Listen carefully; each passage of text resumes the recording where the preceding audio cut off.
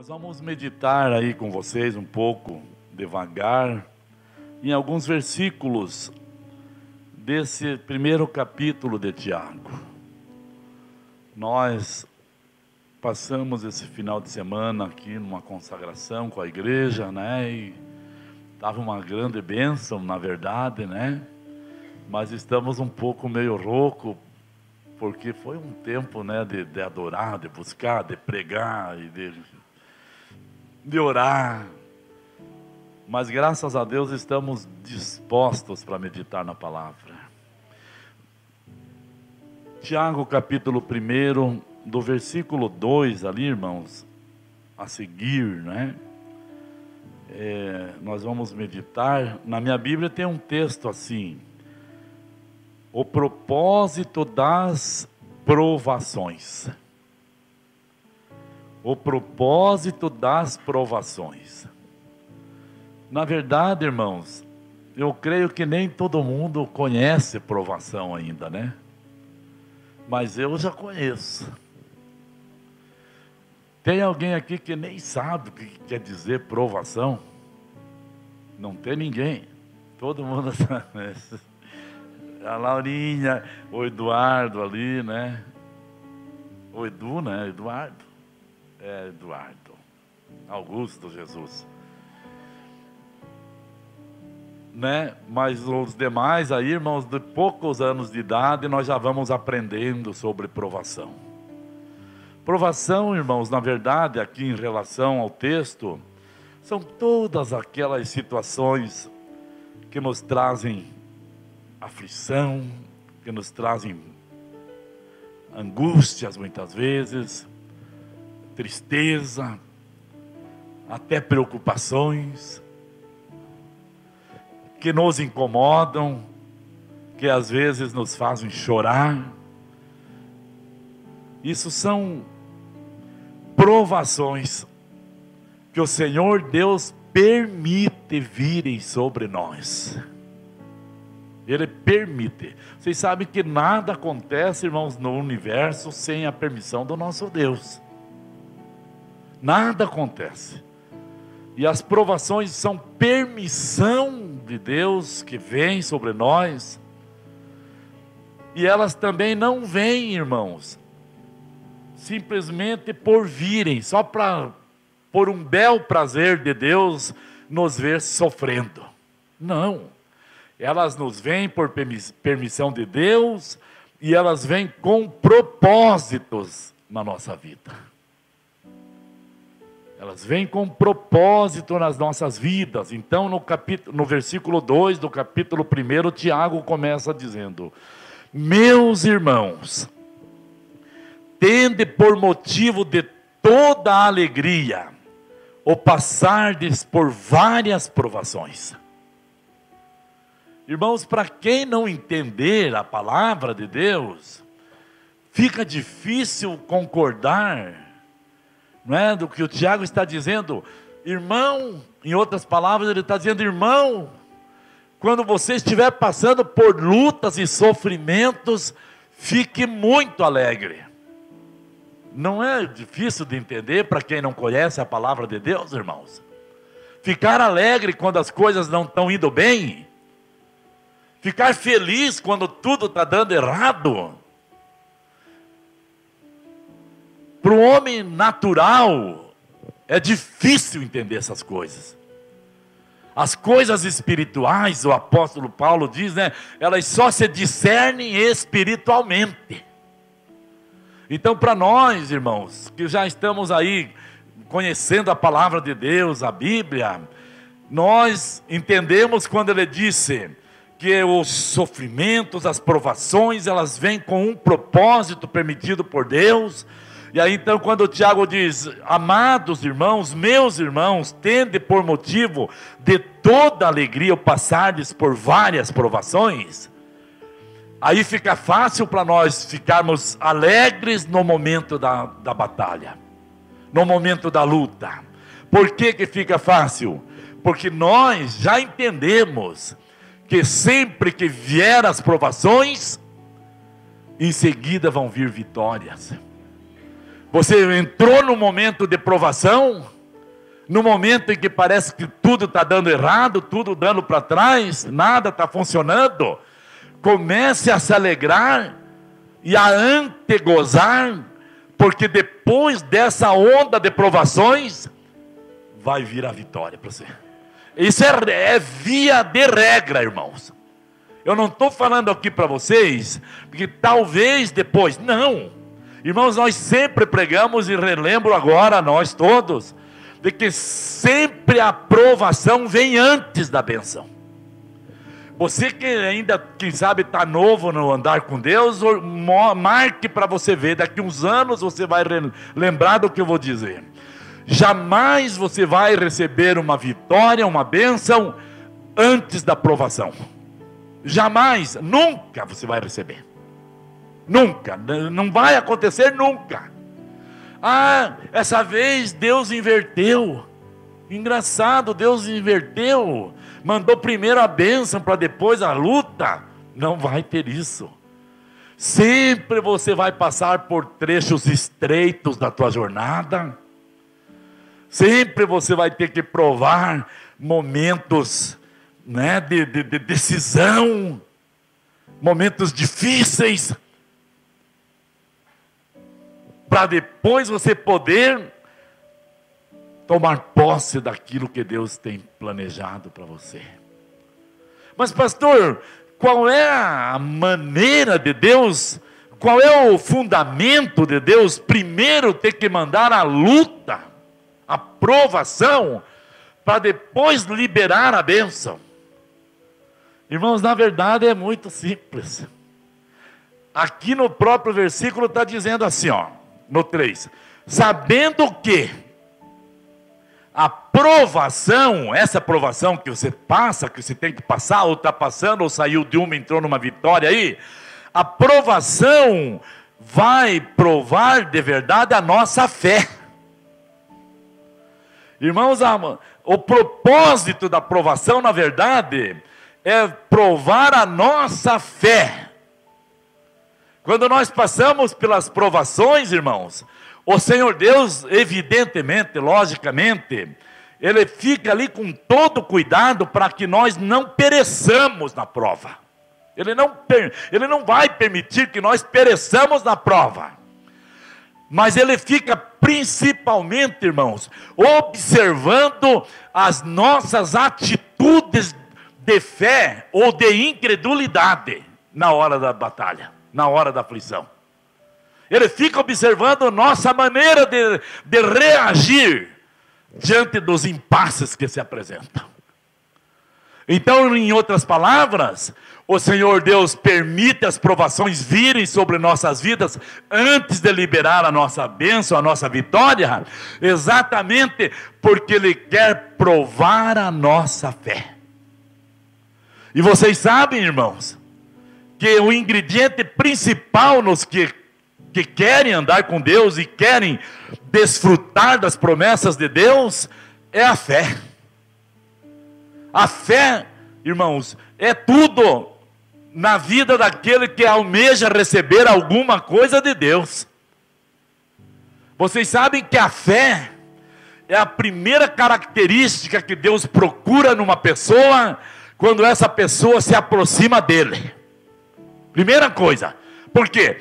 Se essa pessoa se aproximar dele, mas por vários motivos, que não seja por uma atitude de fé, ela não consegue nem mesmo desenvolver o primeiro passo no seu relacionamento com Deus. Sabe por quê? Porque a Bíblia mesmo diz, ali em Hebreus, né, capítulo 11, versículo 6, que todos nós já sabemos, ele diz ali, ora, sem fé é impossível agradar a Deus. A Bíblia que diz isso. Ora, sem fé é impossível agradar a Deus. Ou seja, irmãos, sem fé não tem chance nenhuma de agradar a Deus, irmãos. O incrédulo não consegue nada de Deus, irmãos, porque ele disse, sem fé você não consegue agradar a Deus. Sem fé Deus não vai nem prestar atenção na tua oração. como que se ele estivesse dizendo, até aquela oração que é feita sem fé, não consegue tocar nos ouvidos de Deus, porque Deus não para ouvir. Vocês lembrem como isso na prática é verdade? Vamos usar a mulher do fluxo de sangue, tão usada nessas pregações, mas ela dá certo aqui no que nós queremos dizer. Quando aquela multidão se aproximava de Jesus, se acotovelava e ali exprimiam Jesus, apertavam Jesus de todo lado. De repente aquela mulher, que há 12 anos sofria do fluxo de sangue, hemorragia, e já havia gastado todos os seus recursos com os melhores médicos da época, e não havia tido sucesso, continuava doente. Mas quando ela ouviu falar de Jesus, que Jesus ia passando, uma grande multidão ali, como eu disse, apertando Jesus, mas ela conseguiu no meio daquela multidão, irmão, chegar até Jesus, porque ela disse, se eu tão somente tocar na orla do seu vestido, eu vou ficar curada. E a Bíblia diz, irmãos, que ela conseguiu abrir caminho no meio da multidão, e chegou, e com muito esforço ela conseguiu tocar na orla do vestido de Jesus, ou seja, na túnica. E a Bíblia diz que no mesmo instante Jesus parou, e olhou ao redor procurando e disse, quem foi que me tocou? Aí já os discípulos apelaram, se estressaram com Jesus. Jesus, larga a mão. Está uma multidão se acotovelando, batendo no Senhor. Agora, o Senhor quer saber quem que lhe tocou? Está todo mundo batendo, tocando no Senhor. Jesus disse, não. Alguém me tocou, porque eu senti que de mim saiu poder. E quando a mulher se identificou, ele disse, mulher, a tua fé te curou. Então vocês vejam, irmãos, como a primeira coisa que Deus observa em alguém que se aproxima para buscar alguma coisa dele, é o nível de fé. E aqui, irmãos, nós vemos então a palavra dizendo, sabendo que a provação da vossa fé, uma vez confirmada, irmãos, uma vez confirmada a vossa fé, ou seja, eu entendo assim como que a Bíblia estivesse dizendo, Deus lançando a aprovação em cima da vida da irmã ali, para provar a fé dela, e ele fica aqui, observando, e vai lançando, e de repente aperta mais um pouco a aprovação, e dá uma aliviadinha e manda outra prova, e mais uma aliviadinha e mais uma prova, e ele fica observando. Quando a irmã passou no teste, como que se Deus dissesse, está aprovada, está liberada a bênção. Uma vez a fé confirmada, irmãos, é como que tivesse que dar um carimbo dizendo, confirmado, a tua fé está aprovada. Vocês concordam que é isso mesmo, irmãos? Agora veja, uma vez a fé confirmada, ou confirmada a fé, aí ela vai fazer outra coisa maravilhosa. Ela vai produzir perseverança na vida da pessoa que está sendo provada. Por que tem que ter perseverança? Porque, irmãos, nesse tempo de nós esperarmos, passarmos pela prova até chegarmos no momento da nossa vitória, se nós não tivermos perseverança, nós desistimos. Aliás, a maioria desiste no tempo ali das provas até chegar na vitória. A maioria desiste, irmãos. Então veja, o Senhor Deus submete a nossa fé numa provação, a nossa fé sendo aprovada, automaticamente, nesse tempo da provação, ela produziu em nós perseverança. Irmãos, perseverança é fundamental para quem deseja andar com Deus. Perseverança é importante, sabe por quê? Porque no tempo de Deus nem sempre é o nosso tempo. Às vezes eu estou passando por uma prova, esperando que uma vitória para chegar para mim, Mas eu já quero que essa vitória, essa bênção, essa porta, essa questão que está na justiça, aquela situação lá, eu quero que amanhã, segunda-feira, já esteja resolvida. Nós temos essa dificuldade como seres humanos. Nós somos imediatistas.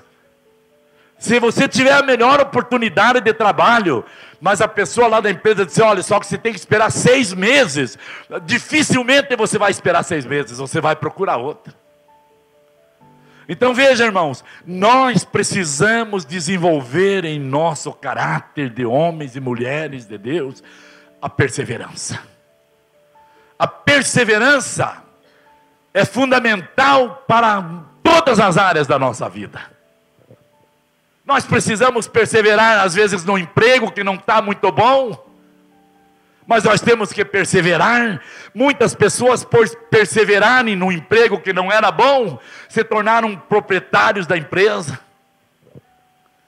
Nós precisamos perseverar, às vezes, num casamento que não está muito bom. Nós temos que perseverar, lutar, batalhar, trabalhar para que o nosso casamento melhore, nosso relacionamento seja aprimorado.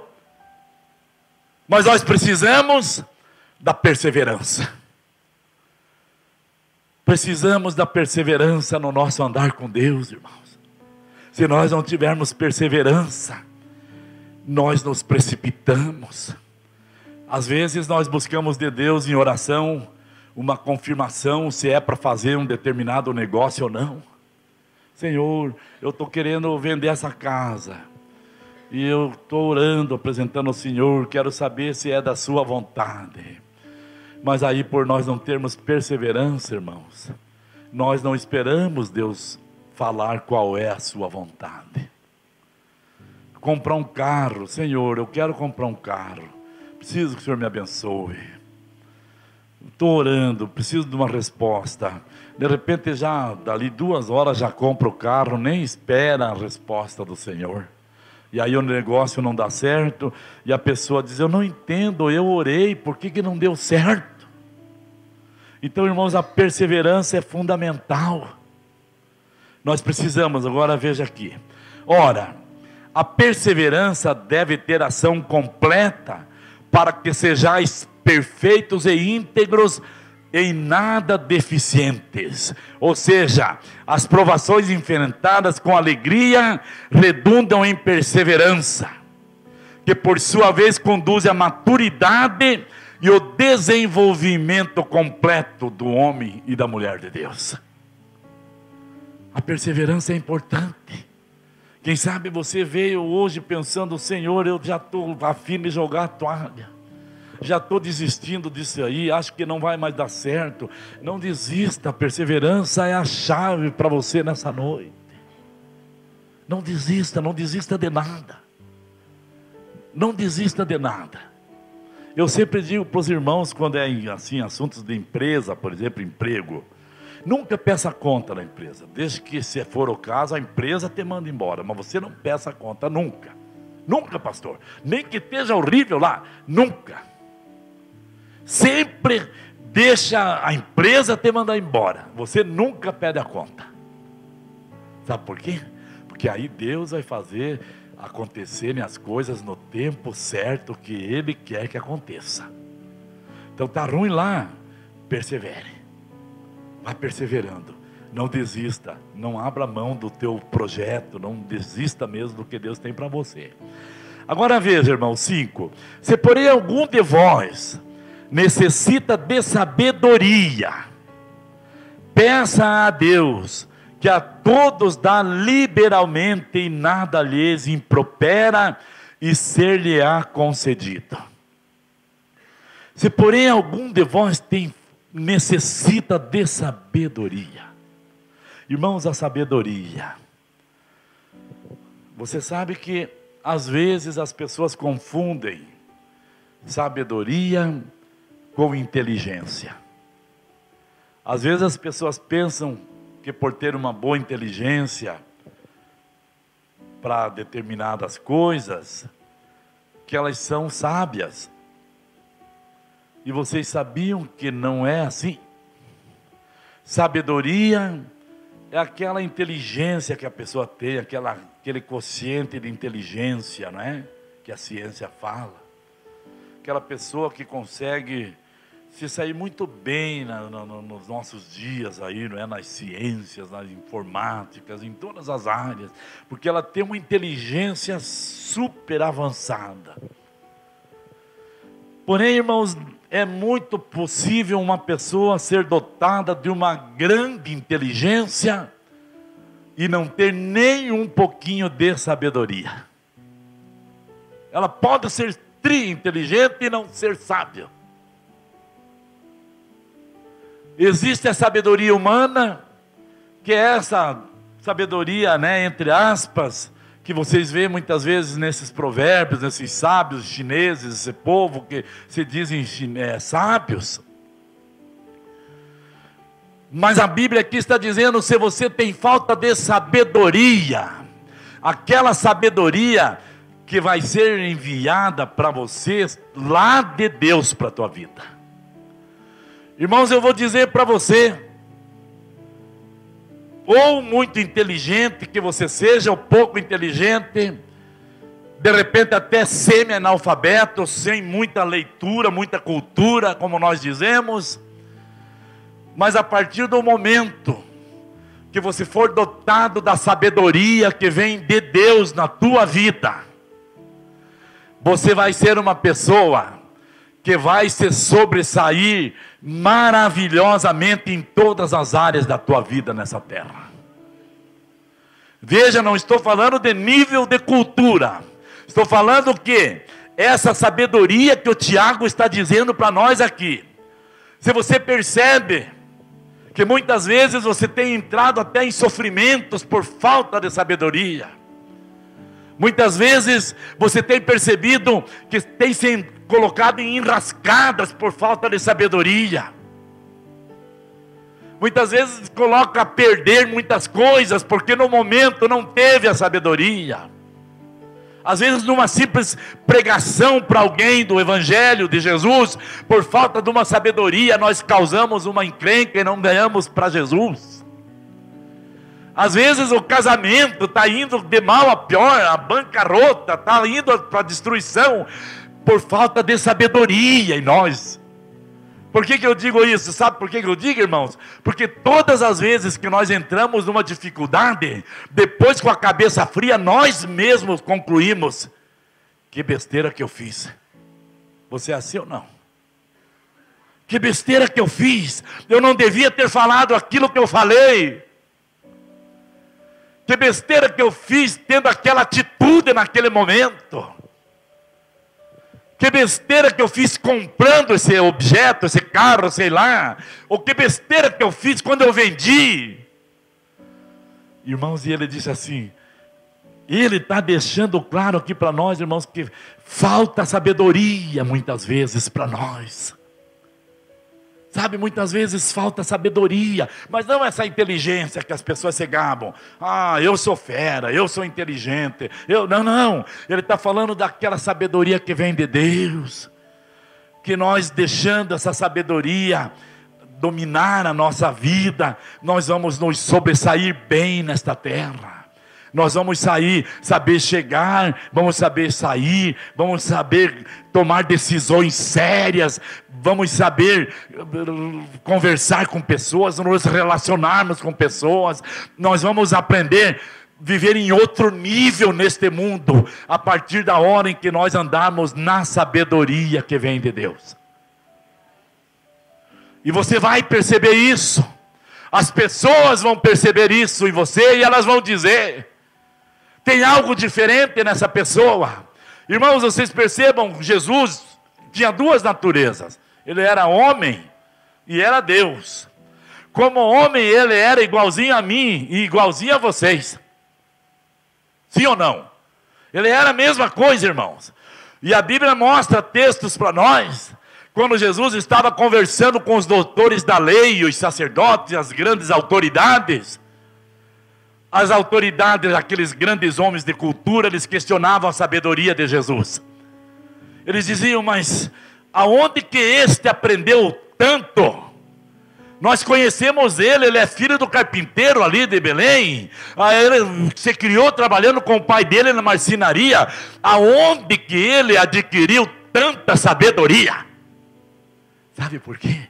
Porque a sabedoria de Jesus era a sabedoria do alto. A sabedoria de Jesus não era a mesma sabedoria dos grandes homens deste mundo, irmãos. E é essa sabedoria, meus amados irmãos, que nós precisamos buscar. Se nós tivermos essa sabedoria, nós vamos ser sábios no nosso ministério. Nós vamos ser sábios como ganhadores de almas. Vamos ser sábios como esposas vão ser sábias. Vamos ser sábios como os esposos, como filhos. A hora que essa sabedoria, irmãos, começar a inundar o nosso ser, vai haver uma grande mudança na nossa história, na face dessa terra. E não é à toa que ele disse. Agora, porém, nós já passamos aqui, irmãos, na prova, no caso, ele diz, porém, se algum de vós necessita de sabedoria, ou nós podemos ampliar aqui, dizer, se necessita de sabedoria, ou necessita de outras bênçãos de Deus, não é? Peça a Deus que a todos dá liberalmente, nada lhes impropera. Ele disse, se você tem falta de sabedoria, ou se o teu problema hoje é falta de uma cura de uma enfermidade, se o teu problema hoje é falta de uma restauração em uma área da tua vida, vida emocional, sentimental, profissional, se o teu problema hoje é falta de uma solução financeira para resolver tuas dificuldades, se a tua busca hoje é por uma restauração familiar, matrimonial, casal, em todas as áreas, ele disse, peça a Deus. Peça a Deus, porém, peça com fé, porque Ele a todos a dá e não lança nenhum impropério. Ou seja, Deus vai conceder aquilo que nós pedimos, Ele vai responder nossa oração, e depois que Ele nos atender, Ele não vai ficar lançando nenhuma cobrança para nós, Ele não vai ficar lançando nenhum palavrão para nós, Ele não vai ficar nos humilhando porque Ele nos abençoou, Ele não vai ficar lançando no nosso rosto depois, quando você precisou eu te abençoei, e agora o que você faz? Você não faz nada. Deus não faz isso, irmãos. Ele abençoa todos aqueles que pedem com fé, e Ele dá liberalmente aquilo que nós apresentarmos em oração. Eu não sei o que é, qual seria hoje a nossa falta. Quem sabe seja sabedoria mesmo. Quem sabe alguém aí no banco está dizendo, puxa vida, é dessa sabedoria que eu preciso mesmo para melhorar literalmente o meu viver nessa terra. Quantas vezes eu acho que eu não tenho sido inteligente, não tinha tido sabedoria. Irmãos, nós precisamos de sabedoria para viver neste mundo. Sabe, lá na empresa que você trabalha, para operar, para fazer a tua função lá, você precisa de inteligência. Mas para viver no meio de chefes e colegas de trabalho e aquela competição toda, você precisa de sabedoria. Lá, se você não for sábio, lá você se arrebenta. Você pode ser inteligente, pode ser o cara que chegou lá e criou toda a programação, informatizou a empresa. Não era computadorizada, você fez tudo, deixou redondo lá. Mas se você não tiver a sabedoria, você se torna uma presa fácil. Então, meus irmãos, eu não sei hoje exatamente em que área da vida, ou quem sabe nenhuma, você pode estar dizendo ali no banco, graças a Deus, tudo isso aí eu já tive falta, mas busquei de Deus e recebi. Maravilha. Eu me vejo hoje muito mais sábio do que antes. Quem sabe você está dizendo isso agora? Quem sabe hoje você se vê muito mais sábio do que você era antes e está atribuindo isso à tua experiência de vida, porque agora você já está mais velho. Não, não. Deus te capacitou de sabedoria para que você se saia melhor na face dessa terra.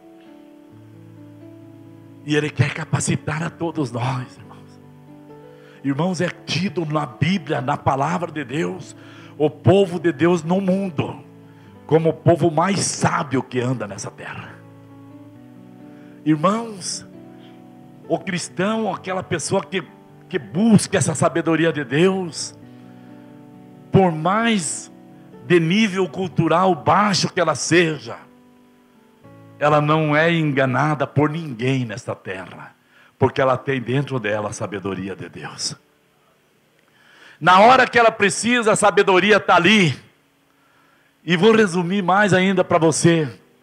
Sabe o que é a própria sabedoria que quer estar aqui sendo dada para todos nós nessa noite? É o próprio Senhor Jesus. É o próprio Senhor Jesus, irmãos. Jesus é a sabedoria desde antes da fundação do mundo. E na criação do mundo, na fundação do mundo, junto com a trindade divina, que Jesus faz parte, Jesus foi a sabedoria pela qual todas as coisas foram criadas. Irmãos, o crente é sábio. Ele pode até ser mal de cultura. Pode falar, nós fumamos, nós voltemos, nós é do norte, nós temos pé vermelho, nós comemos feijão, não gostamos disso, mas ele é sábio. Ele pode não ser daquele nível de doutor, mas ele é sábio. Ele sabe entrar e sabe sair de qualquer lugar. Ele sabe desenvolver seus negócios com sabedoria e jamais ele é iludido por alguém ou passado para trás. Então a sabedoria, irmãos, ela é fundamental na vida nossa. E sabe o que diz aí em Eclesiastes? O princípio da sabedoria é o temor do Senhor. Irmão, sabe o que o Salomão escreveu em Eclesiastes? Que por mais crânio que seja no mundo alguém, se ele não tem no coração dele o temor do Senhor, ele não é sábio. Ele está dizendo na palavra, irmãos, que o começo de alguém que se auto-intitula sábio é temer o Senhor. Se essa pessoa for como aquele juiz iníquo que nós lemos esses dias na pregação nossa, vocês lembram que a Bíblia chama aquele juiz de louco? Exatamente, sabe por quê? Porque ele disse, eu não temo a Deus e nem respeito as pessoas, mas ele foi considerado pela palavra de Deus louco, porque ele não temia o Senhor e não respeitava o Senhor. Irmãos, a maior loucura do ser humano é não respeitar o Senhor. A maior loucura, irmãos, não tem loucura maior do que aquela pessoa que terminantemente decide não querer acatar os ensinamentos da palavra de Deus. Isso é uma loucura, isso é um suicídio, isso é uma sentença de morte eterna. Então, meus amados, nós que evangelizamos, pregamos por todos os lugares, nas células, estamos por aí sempre pregando, direto temos contato com pessoas que ainda não são evangélicas, e ali nós conversamos e falamos de Jesus. Às vezes a pessoa não tem nenhum entendimento a respeito de salvação, de Bíblia, nada, mas quando nós falamos, ela já demonstra interesse. Ela já diz, qualquer dia eu quero ir visitar sua igreja. Que coisa interessante, eu nunca tinha ouvido falar que Jesus vai voltar para buscar a igreja. Nós detectamos nessa pessoa, irmãos, que ela já tem um princípio da sabedoria. Ela já tem um princípio ali, irmãos. A sabedoria já está encontrando solo fértil ali, para germinar naquele coração, e para crescer e para produzir. Porque aquela pessoa está acolhendo a palavra do Senhor no seu coração. É o princípio, irmãos. Se você vê o homem mais poderoso do mundo, que não teme ao Senhor e não dá glória ao Senhor, essa pessoa não é sábia. Vocês lembram, por exemplo, o rei Herodes? O rei Herodes, irmãos, dominava nos tempos de Jesus. O rei Herodes dominava nos tempos de Jesus, ele era poderoso. Mas a Bíblia diz que num dia em que todos vieram para adorar ao Senhor, o rei Herodes se colocou no pórtico do seu palácio e exigiu de que as pessoas dessem glórias a ele e não a Deus. E a Bíblia diz, porque Herodes não deu glórias a Deus, morreu comido de bicho. Vocês já sabiam disso, né? Morreu comido de bicho, porque ele não quis dar glória a Deus. Então, irmãos, o princípio da sabedoria é temer a Deus e dar-lhe glória. Sabe, o princípio da sabedoria é reconhecer a cada dia a nossa pequenez. Nós não somos nada. Nós somos menos do que essa lâmpadazinha. Sabe por quê? Porque está sujeito a eu me apagar antes dela ainda. O princípio, irmãos, da sabedoria é nós acordarmos de manhã e declararmos na presença do nosso Deus: Senhor meu Deus, a minha vida está em suas mãos. Eu nem sei o que vai acontecer comigo daqui a poucos minutos. O que seria de mim então amanhã, depois ou daqui mais um tempo. Senhor, eu quero declarar que no meu coração o Senhor reina.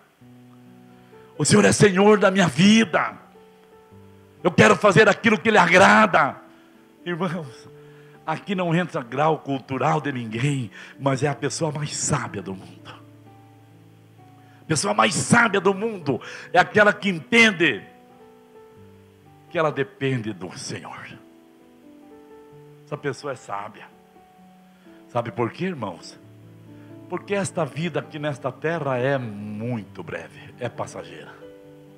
Daqui mais um estalarzinho de dedos, nenhum de nós mais vamos estar nesse mundo. Nenhum mais de nós aqui vai estar nesse mundo daqui mais um estalarzinho de dedo.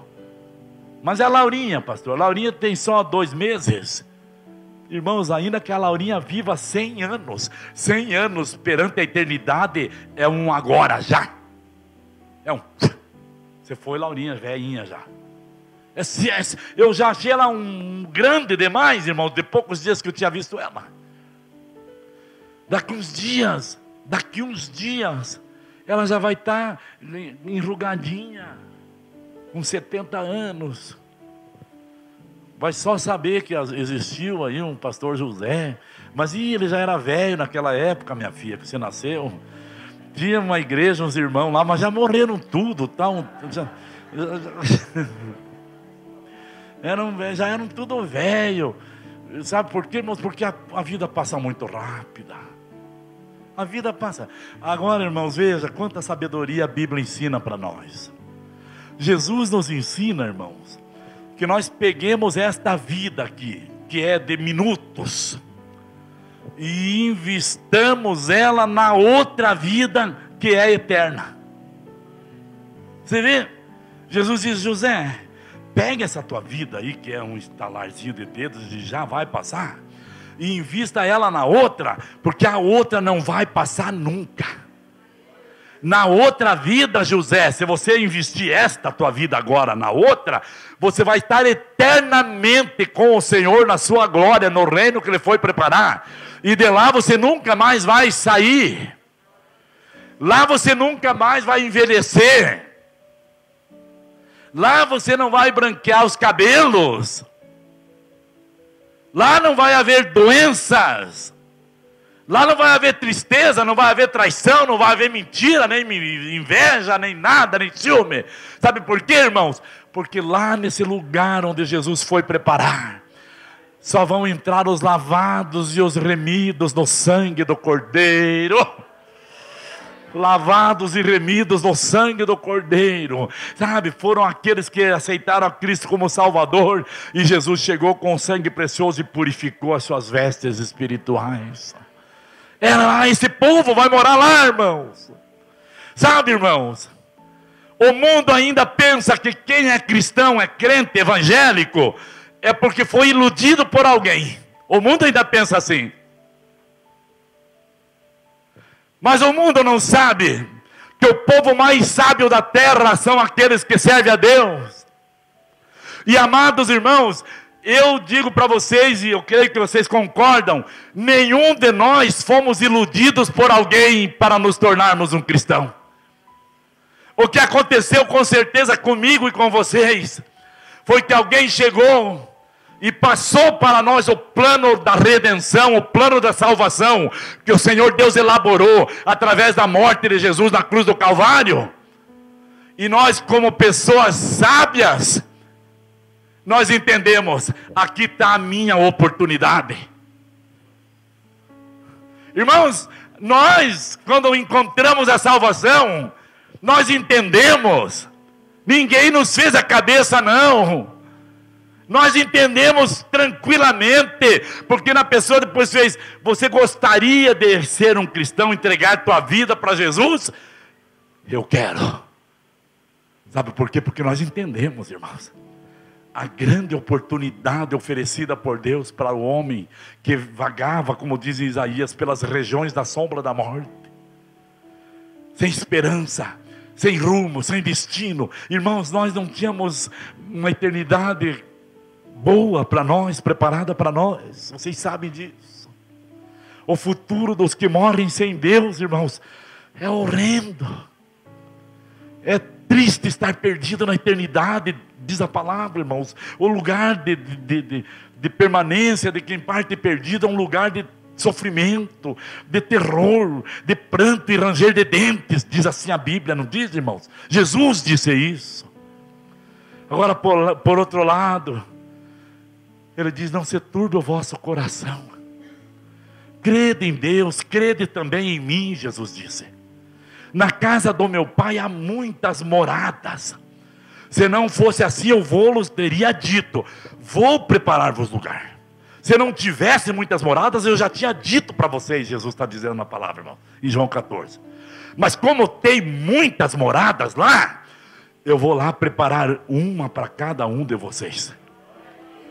E se eu for e vos preparar lugar, virei outra vez, para que onde eu estiver, estejais vós também. Meu Deus, irmãos. Então a sabedoria, meu Deus, falamos de 3 coisas aqui, irmão. Só para repetir, reler os versículos para encerrar. Meus irmãos, tende por motivo de toda alegria o passardes por várias provações. Sai alegre daqui hoje, se você estava triste. Pastor, mas está apertado, está pesando a cruz. Se alegre. A Bíblia diz, a alegria do Senhor é a nossa força. Se alegre, mesmo que não esteja vendo saída. Alegria, tendo por motivo de grande alegria o passardes por várias provações, sabendo que a provação da vossa fé, uma vez confirmada, produz perseverança. Ora, a perseverança deve ter ação completa, para que sejais perfeitos e íntegros, em nada deficientes. Se porém algum de vós necessita de sabedoria, ou alguma outra coisa pregamos, peça a Deus, que a todos dá liberalmente, e nada lhes impropera, e ser-lhe-á concedida. Agora o último, peça porém com fé, em nada duvidando, pois o que duvida é semelhante à onda do mar, impelida e agitada pelo vento. Não suponha esse homem que alcançará do Senhor alguma coisa.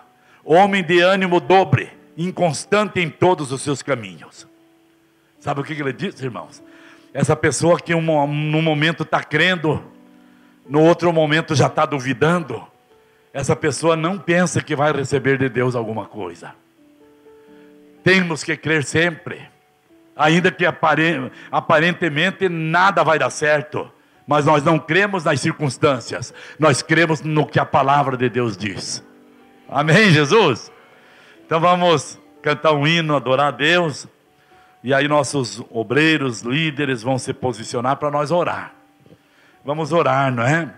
Se você está aí, pastor, essa palavra falou comigo, maravilha, então a tua fé está bem aguçada, está bem avivada, você vai aproveitar para buscar de Deus aquilo que você está precisando hoje.